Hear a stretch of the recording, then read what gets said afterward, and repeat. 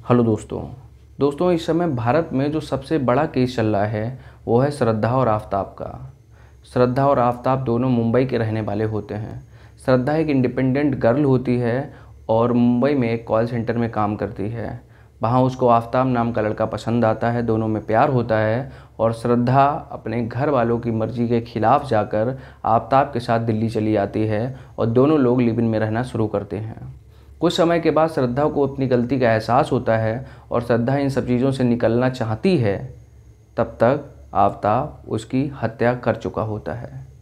आफताब उसकी हत्या करके उसके 35 टुकड़े करता है और उन 35 टुकड़ों को एक फ्रिज में बंद कर देता है। रात के 2 बजे आफताब निकलते हैं। रोज़ एक टुकड़े को ले जाकर डिस्पोज करने की कोशिश करते हैं। एक दिन फॉर्मली पूछताछ पर ये सब पोल खुलती है और पता चलता है कि श्रद्धा को मार दिया गया है।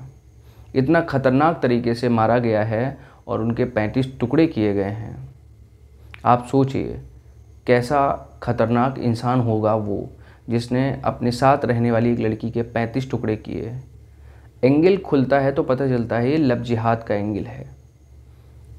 तो आज के हमारी रिपोर्ट में हम लोग इस बारे में बात करेंगे कि ये जिहाद शब्द क्या है, ये जिहाद शब्द कहाँ से लिया गया है, कुरान में इसकी क्या व्याख्या है, मोहम्मद साहब ने इसकी क्या व्याख्या की और कुछ अलग मौलानाओं ने इसकी क्या व्याख्या की।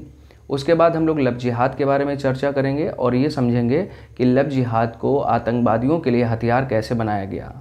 उसके बाद हम लोग ये चर्चा करेंगे कि कर्नाटक के हाई कोर्ट में एक रिपोर्ट आई, उस रिपोर्ट में क्या दिया गया। उसके बाद हम लोग ये चर्चा करेंगे कि कुछ राज्यों में लव जिहाद के खिलाफ़ क्या कानून बनाए गए हैं। तो चलिए बिना देर किए हुए शुरू करते हैं अपना वीडियो। देखिए, जिहाद जो शब्द है ये अरबी का शब्द है और इसका मतलब होता है संघर्ष। कुरान में जिहाद को लगभग 35 बार लिखा गया है और हदीस की कुछ सूराओं के बारे में लिखा गया है। अगर आपको कुरान, हदीस, मक्का मदीना, मोहम्मद साहब के बारे में विस्तृत जानकारी चाहिए तो आप हमारा एक वीडियो है जो मैंने इससे पहले इस्लाम धर्म के ऊपर बनाया था, मोहम्मद साहब की पूरी जीवन गाथा के ऊपर बनाया था। आप वो वाला वीडियो ज़रूर देखें, मैं डिस्क्रिप्शन में उसका लिंक दे दूँगा। वीडियो थोड़ा कम लोगों ने देखा है क्योंकि वीडियो की क्वालिटी बहुत ज़्यादा अच्छी नहीं थी, बट वीडियो की क्वालिटी सबसे अच्छी है। आप उसकी मतलब जो कॉन्सेप्ट क्वालिटी देखेंगे वो आपको सबसे अच्छी लगेगी। तो चलिए शुरू करते हैं। जिहाद जो है ये हदीस की कुछ सूराओं में दे रखा है। हुआ ये था कि मोहम्मद साहब को जो ज्ञान मिला था वो लगभग 3/4 जो उनकी ज्ञान की बातें थीं वो मक्का में हुई थी, बाकी बातें जो हैं मदीना में हुई थी। जो 3/4 भाग जो उनके ज्ञान का था जो कि कुरान में लिखा है उसमें से जिहाद की सिर्फ 5 आयतें ली गई हैं। जिहाद शब्द 5 आयतों में आता है। इधर मदीना की बात करते हैं तो मदीना में 19 सूराएँ ऐसी दी गई हैं जिसमें जिहाद शब्द का नाम लिया गया है। उसमें सूरा 2, 3, 4, 5 और ये जितनी भी सूराएँ हमने लिखी हैं इसमें जिहाद शब्द की बात दी गई है। ये हो गया कुरान की बात। उसके बाद क्या हुआ, जिहाद को 2 पार्ट में बांटा गया, एक छोटा पार्ट और एक बड़ा पार्ट। जिहाद अल अकबर, जिहाद उल असगर। अब देखिए, कुरान की बात करें तो संघर्ष यानी जिहाद का मतलब है अपने अंदर की बुराइयों से लड़ना, अपने अंदर की बुराइयों से संघर्ष करना, बुरी संगति से संघर्ष करना, बुरे कामों से संघर्ष करना और बाहर की दुनिया की जो अनीतियां हैं, जो कुरीतियां हैं उनसे संघर्ष करना। ये कुरान में जिहाद का मतलब दिया गया है। इसको व्याख्या कैसे किया गया है मैं आपको बताता हूँ। एक ब्रिगेडियर S.K. मलिक हुए हैं। इन्होंने इन्हीं 19 सूराएँ जो थीं इन सूराओं को लेकर 250 आयतें लिखीं।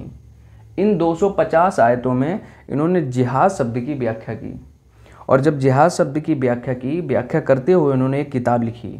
किताब का नाम था कॉन्सेप्ट ऑफ वार। ये जो कॉन्सेप्ट ऑफ वार ये किताब है ये जिहादियों के लिए कुरान का काम करती है और उनको लगता है कि कुरान में यही जिहाद बताया गया है। इसी जिहाद को लेकर जिहादियों को ये पढ़ाई जाने वाली सबसे बड़ी किताब मानी जाती है। इनमें वो सारे काम लिखे गए हैं जो अभी वर्तमान आतंकवादी लोग करते हैं। जिहाद को कैसे बढ़ाना है, जिहाद को कैसे समझाना है, जिहाद कैसे फैलाना है और जिहाद का गलत मतलब इस किताब में गलत व्याख्या की गई है। वही किताब सबको पढ़ाई जाती है और समझाई जाती है।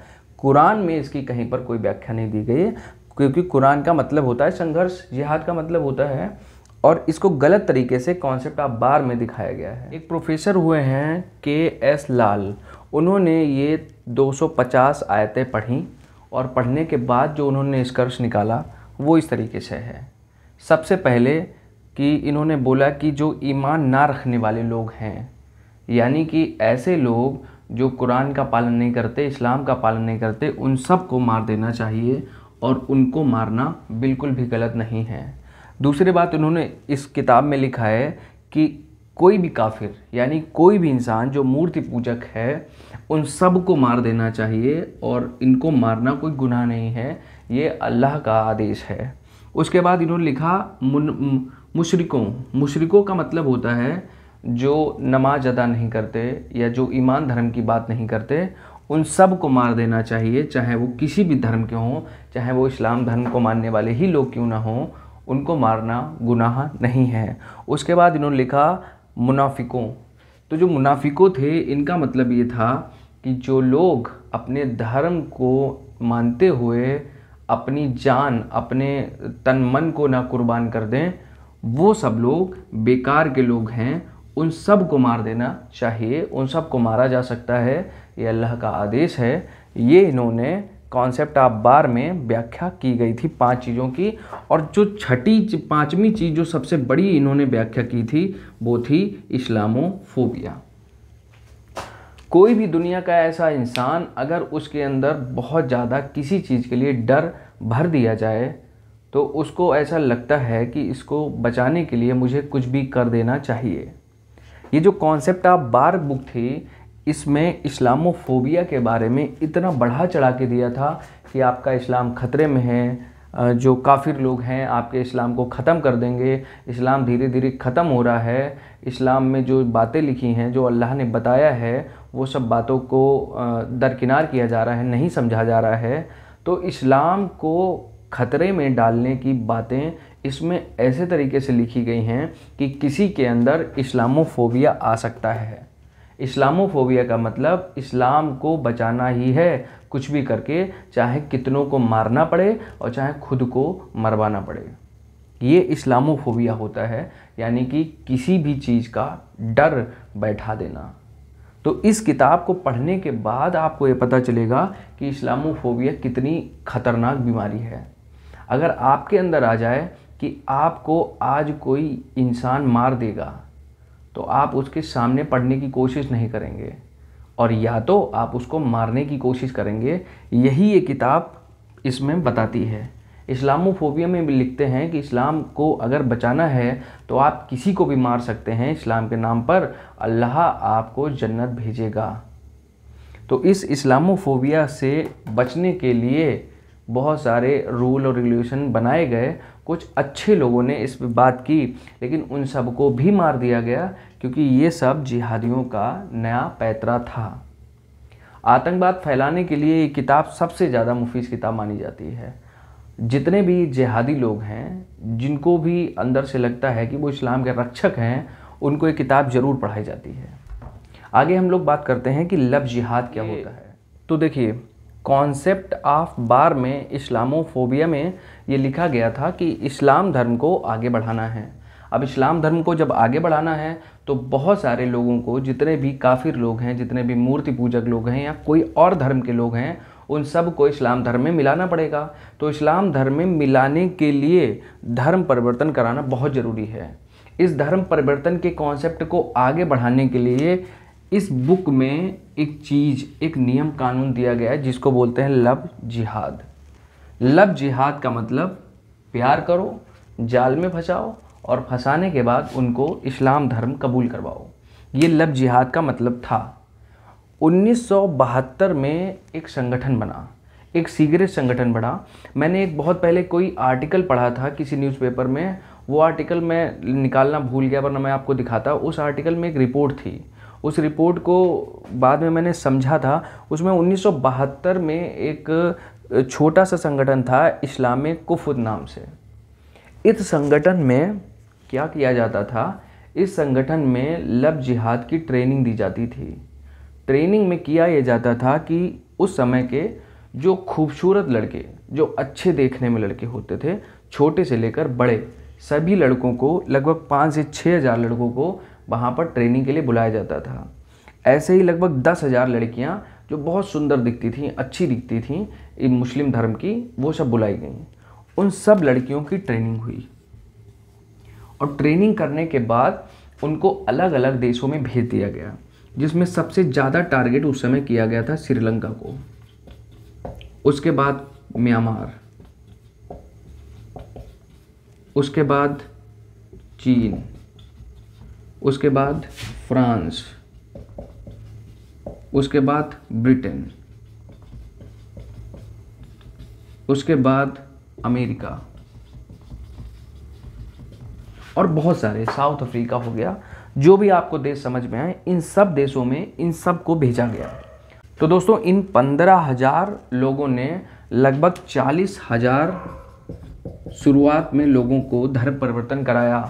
धर्म परिवर्तन का मतलब किसी भी बदले हुए नाम से किसी भी दूसरे धर्म के लोग के साथ रहना, उठना, खाना, बैठना, बात करना, अच्छी दोस्ती करना और दोस्ती के साथ प्यार करना और शारीरिक संबंध बनाना और उसके बाद उनसे शादी करना और इस्लाम धर्म कबूल कराना। जब इस्लाम धर्म कबूल हो जाएगा तो इस्लाम धर्म कबूल करने के बाद आप 2 से 3 शादियां कर सकते हैं। आप अपनी पुरानी वाली बीवी को छोड़ सकते हैं और नई शादी दोबारा किसी न किसी दूसरी लड़की को या लड़के को फंसा सकते हैं। ऐसा कार्यक्रम शुरू हो गया। धीरे धीरे श्रीलंका, म्यांमार, इन सब में, चाइना में और फ्रांस में तो ये सब नहीं चल पाया क्योंकि वहाँ की स्ट्रिक्ट पॉलिसियों की वजह से ये सब छोड़ दिया गया। लेकिन बाकी देशों में बहुत ज़्यादा संख्या में लोगों को कराया गया। तो शुरुआत में 40,000 थे, बाद में ये संख्या 40 लाख तक। 1995 में भारत में कुछ लोग भेजे गए। नेपाल से कुछ लोग आए सीक्रेटली, कुछ बर्मा से आए, कुछ जापान से, कुछ भूटान से, कुछ इंडोनेशिया से और कुछ चीन से। ये सब लोग जो थे ये सब इसी मकसद से भेजे गए कि लव जिहाद को आगे बढ़ाया जा सके। धीरे धीरे केस चलता रहा और किसी को सीक्रेटली पता नहीं चला था। ये बहुत सारे मदरसाओं में और बहुत सारे मौलाना लोग, बाहर से फंडिंग मिलती थी और लव जिहाद के केस बहुत सारे आगे बढ़ते रहे। धीरे धीरे हज़ारों की संख्या में हिंदुओं के, माइनॉरिटीज़ के धर्म परिवर्तन कराए गए। धीरे धीरे 2009 में केरल, कर्नाटक और पश्चिम बंगाल की बहुत बड़ी जनसंख्या के धर्म परिवर्तन होने लगे। तो जब धर्म परिवर्तन होने लगे तो कर्नाटक में एक पुलिस महानिदेशक हुए हैं, नाम था जैकब पुन्नोज। जैकब पुन्नोज को जब ये बात पता चलती है तो वो एक सीक्रेट टीम बनाते हैं। सीक्रेट टीम बनाने के बाद वो पूरे के पूरे कर्नाटक में उस टीम को फैलाते हैं और अपनी रिपोर्ट बनाने के लिए कहते हैं। उस रिपोर्ट में 2 मौलानाओं को पकड़ा जाता है। उन मौलानाओं को ये रिपोर्ट लेकर हाईकोर्ट पहुंचते हैं और हाईकोर्ट में उस समय जस्टिस थे के.टी. शंकरन। के.टी. शंकरन के सामने जब ये रखा जाता है तो के.टी. शंकरन पहले तो इस बात को मानने से इनकार करते हैं, लेकिन इस सीक्रेट कमेटी ने जो भी अपनी रिपोर्ट बनाई थी और जो रिपोर्ट सौंपी थी उसमें उन्होंने लगभग 3 से 4 हज़ार प्रूफ ऐसे दिखाए जिससे के.टी. शंकरन साहब को झुकना पड़ा और के.टी. शंकरन साहब ने इन दोनों की जमानत को रद्द कर दिया और ये बोला कि धर्मांतरण जो है इस समय की दृष्टि के हिसाब से देखा जाए तो सबसे बड़ा खतरा है। और उन्होंने एक और कमेटी बनाई जिससे उन्होंने कहा कि रिपोर्ट सौंपें कि किस तरीके से धर्मांतरण आगे बढ़ रहा है। उस समय जो सबसे बड़े राज्य थे जिनमें धर्मांतरण अपनी चरम सीमा पर था वो ये 3 थे, केरल, कर्नाटक, पश्चिम बंगाल। पश्चिम बंगाल में जितने भी लोग आए थे श्रीलंका से या जितने भी रोहिंग्या मुस्लिम आए थे वो सब ऐसे ही थे जो आकर रहते थे, यहाँ के हिंदू लोगों से शादी करते थे, उनका धर्म परिवर्तन कराते थे। इसी तरीके से उनकी जनसंख्या धीरे धीरे बढ़ती गई।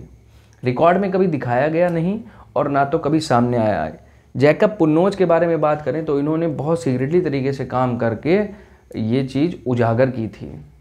ये जब सामने आया, ये सब पूरा सीक्रेट एक चीज़ बाहर आई तो इस पर राज्य सरकारों की नींद खुली और कुछ राज्य सरकारों ने इसके लिए कानून बनाए।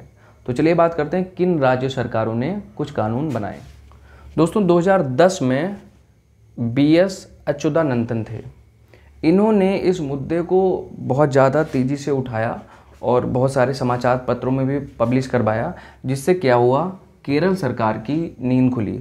और केरल सरकार के उस समय जो कांग्रेस के मुख्यमंत्री थे, उनसे सवाल पूछा गया जब लव जिहाद के बारे में, तो उन्होंने बताया कि लगभग 25 जून 2012, जनवरी 2012 से 25 जून 2012 तक की रिपोर्ट के अनुसार 3 से 10 हज़ार लड़कियां जो हैं लव जिहाद का शिकार हुई और उनका धर्म परिवर्तन जबरन कराया गया।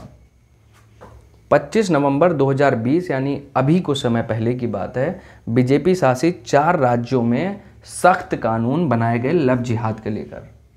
तो इन जगहों पर लव जिहाद कम दिखता है, लेकिन लव जिहाद जहाँ ज़्यादा दिखता है वो है पश्चिम बंगाल, केरल, दिल्ली, तमिलनाडु, मिजोरम, मणिपुर।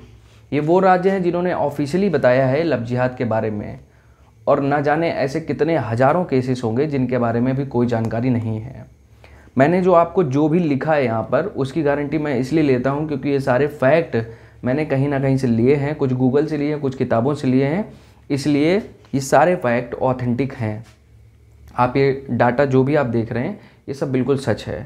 तो बस मेरा इतना ही मानना है कि अगर कोई भी इंसान जो आपसे मिलता है तो आप उस पर भरोसा थोड़ा कम करें। क्या पता वो कौन हो और उसके मन में क्या चल रहा हो। बाकी सेफ़ रहिए, सुरक्षित रहिए। मिलते हैं किसी नेक्स्ट टॉपिक पर बात करते हुए, तब तक के लिए थैंक यू।